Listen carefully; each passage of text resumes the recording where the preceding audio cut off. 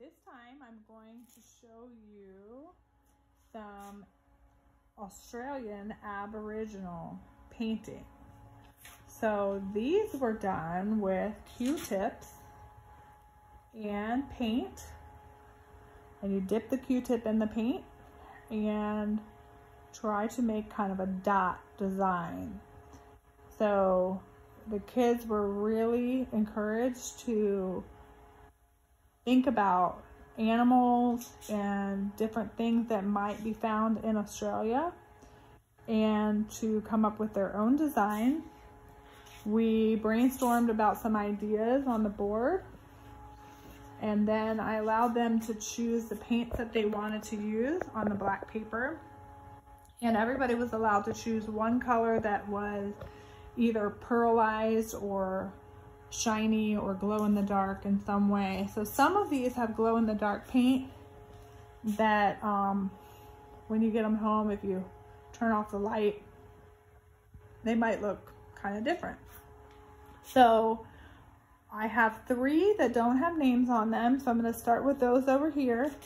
And it's awesome because I have 3 names here and 3 paintings without names. So that means that those 3 people belong to these 3 paintings, but I'm not sure whose is whose. So again, you guys can let me know. I'm going to go through and show all these cool paintings.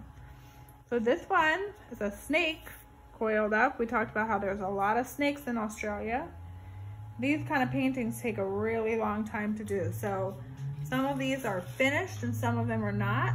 And some people may want to take them home and work on them more at home. If you want to do that, all you need is a Q-tip and some paint, and you can really use any colors of paint to finish it up.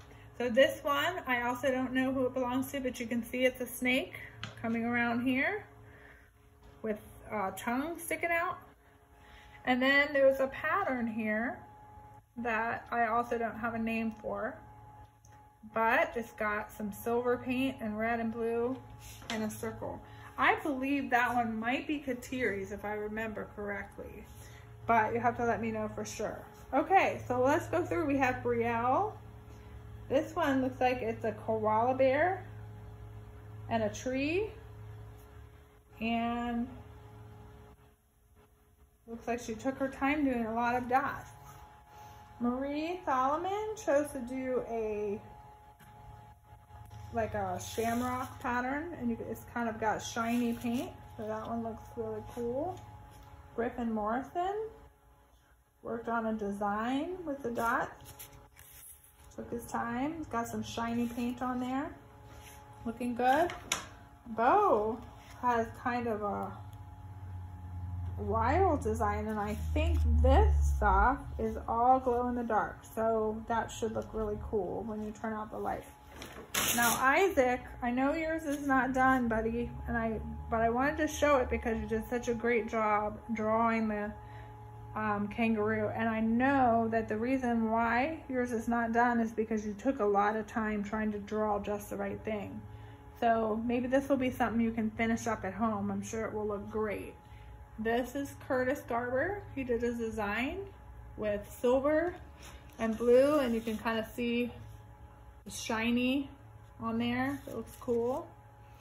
Samuel Potter also did a spiral design with dots, and his has silver paint, so it is also kind of shiny. I don't know if you can really see it on the camera. Okay, I'm gonna move around. I'm gonna come around this way. Gotta walk around all the bags here. Oops. Okay, this is Francis Solomon. He did a design. Looks like a boomerang maybe, with some shiny blue paint there. And then Carter Harris, he did a design.